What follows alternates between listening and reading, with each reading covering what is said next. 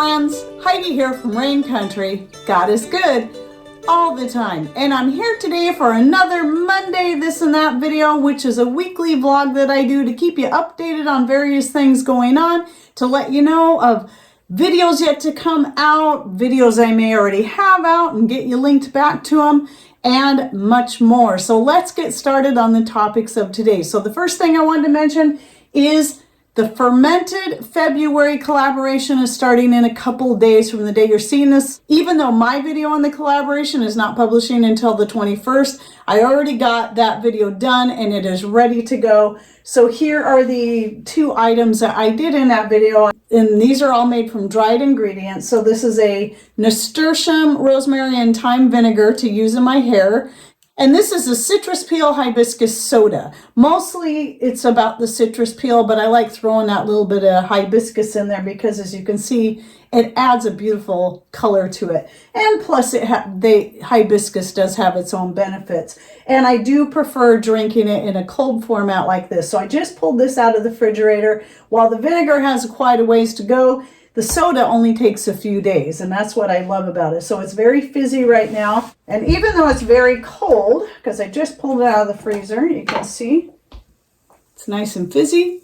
Now, this is more something I make for health rather than just to enjoy, though I do like it. I say that because this one does have some grapefruit peels in it, which does make it definitely more bitter, but so many great benefits in there. So anyway, I'll show how I do this, plus explain a little bit of history on how I got started in fermenting and my own personal unique style. So make sure you watch for that video. But also, if you haven't subscribed yet to Anna's channel, Fermented Homestead, please go do that. I'll make sure that her channel link is in the description box down below, as well as the collaboration playlist. So you might not be able to see anything in it right away, but just go ahead and save that playlist, and as videos start appearing in there, you'll be able to watch them. Because there's a different video each day from 22 different channels altogether, and I know Amy Fuel is one of those in there, plus many other great channels. And while I'm talking about recipes in general, don't forget that I am little at a time, as time allows, starting to write up some of my different recipes. Some of them are, more like food related recipes, such as sweetbread recipes, chocolate recipes, and some are more medicinal recipes. And as I get them typed up, I'm posting them over on Patreon for free. All of my posts there, every single one is public. You do not have to donate a penny to be able to go in there and see that. So those of you who keep asking about a book that I most likely will never put out, at least you know there's a place you can still go gather the information and you can get it for free. And the great thing about that too is I can always go back if I change something. That's why I don't want to put out a book, because I'm always changing things. I can always go back and edit those posts and add more in there or change the recipe up. So, or just give you more options. That's what I try to do in those, is I try to give people all different kinds of options. That's one of the reasons I don't really like writing down all my recipes, because they change all the time. And I'm more about teaching people how to do things that suit them, so they can change a recipe up however they want. There should never have to be one strict set recipe for any one thing. You should all learn how to have the ability to tailor something to suit you. Let me give you a quick update on my niece. As you probably already figured out if you're new, I have videos that are weeks out, and I do that for a reason. So most of the videos you see from Tuesday through Friday have all been shot 3 to 4 weeks ahead of time. And if they're Patrick's videos, they could be even longer than that. Sometimes they can be months before I finally get around to editing them, because his are much more work to do. Because his videos can be 3 to 6 hours long on some of his projects, and I have to try to whittle him down to 20 minutes or so. But anyway, I do that just to stay ahead, to keep me ready for any kind of life event that happens where I might not be able to have the time to shoot and edit videos, but I can still keep videos coming out to you. But Monday videos are a way, since I shoot them on a Thursday and publish them on the very next Monday, they're a way I can keep you more updated on what's going on.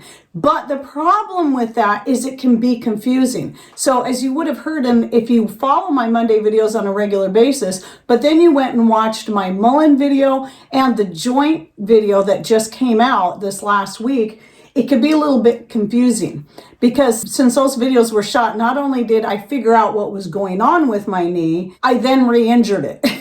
But if you're following my Monday videos already, you would know this. So it is getting better. It is a slow healing process, as one can expect for the type of injury it is. But it still, I believe, is coming along faster as a result of the many different things I've been implementing to help it heal, which I cover quite a bit of that in the joint video that just came out. Even though I've re-injured my knee since, I'm still practicing those things, and plus have implemented the physical therapy here at home. And it's really great that, especially since that second injury, because it was far worse than the initial injury, that within a week I was finally able to bend my knee at least a little bit, and that was a major milestone. Just the not being able to bend the knee at all was so hard. It was hard to get comfortable at night and try to sleep. It was hard to step into my shoes, even my Kizik's, which I love and they're easy to step into. Even that was hard because I have to hold my leg totally straight. Getting dressed, all that stuff. But once I was able to even bend my knee just this much, big difference.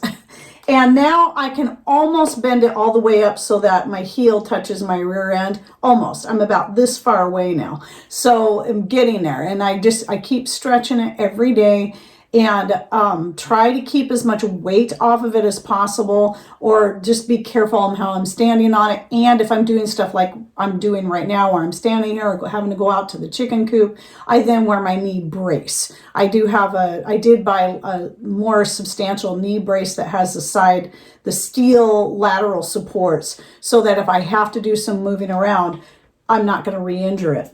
But I wanted to bring that up because, for a couple of reasons, to help you understand that it can be confusing if you're watching all my videos and it's like, wait a minute. On this day, she was saying she didn't know what was wrong with her knee, but a couple of weeks ago, she said she knew what was wrong with her knee. Well, that's why.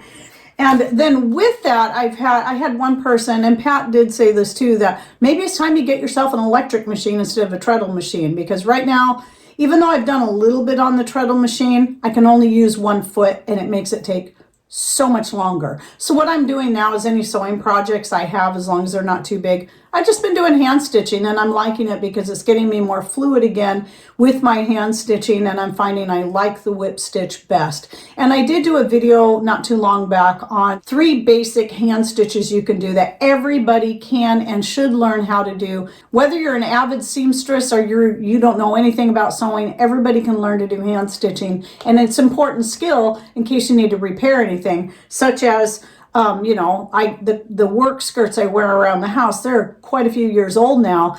And so every so often I got to patch them up, where I caught on something and tore it, or I just got a hole I got to patch. So I've been doing a lot of patching of my skirts, even while I'm wearing them, because they're full enough I can do that. And I can just hand stitch it, and it's been kind of nice. So I've been doing that to preserve my knee. I'm still not interested in an electric machine. I understand the idea of maybe having one as a backup, and technically we do have one. It's very old and it doesn't work really good, but we could probably fix it up and get it in good working condition again.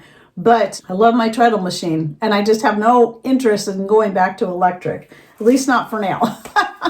So I have been more and more switching over the products that I need to buy to go into my skin cream and other types of salves and so on that I make. I've been starting to get my stuff from Halal Every Day. I do have an affiliate set up with them, and if you go through the link, you get 15% off. The reason I initially started going with them is that they were the first black seed oil I found and started using, and have been very, very happy with. In fact, black seed oil is one of the things I've been using on my knee. I switch off between the black seed oil and my own homemade joint and muscle rub, and both have been very helpful. But anyway, it so happens that even after I started buying their product, that they contacted me to see if I'd be willing to do an affiliate with them. And so as such, I've been finding that they are a smaller US-based company, despite the name, and they sell all the same products that I use in my skin cream.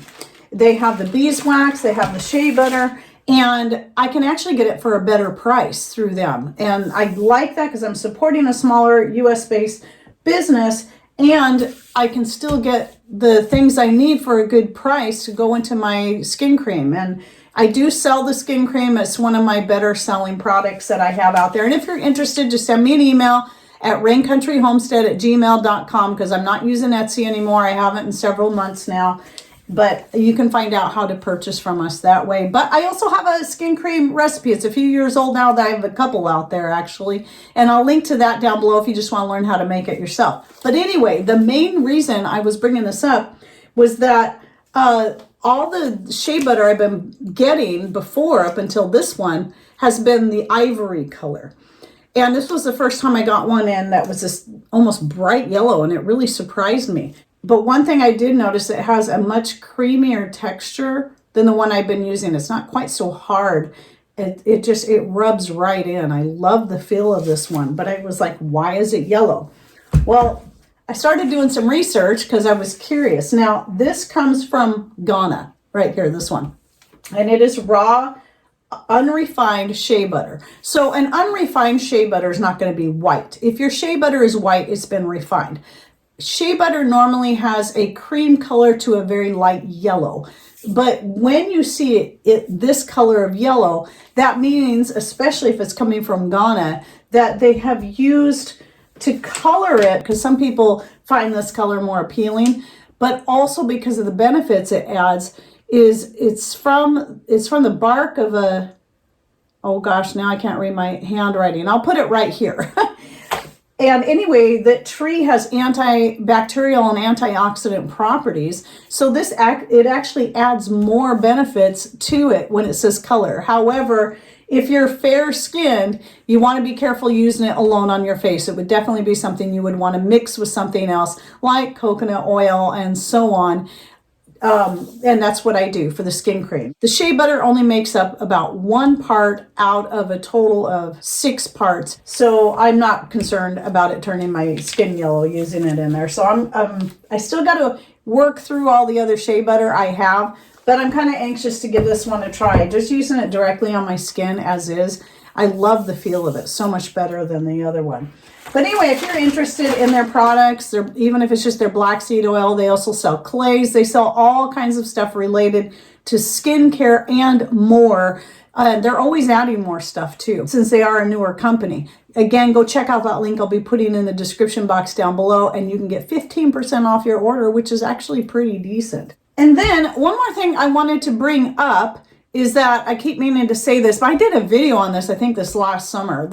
A lot of times when people, especially when they're getting new into gardening, they always look at, and I did the same thing. We think that zone refers to a climate as a whole. So people ask me what my zone is, and I can tell them what my zone is, but it's not going to let them know anything about how alike our climates are. So zone is only a small part of what makes up a whole climate, because the zone only refers to the hardiness. So if you plant something that's a perennial, you want to know it's going to last through the winter and not die. So you're looking for something that has a hardiness that can survive your particular zone. That's all that means. Here's a great example I use every time.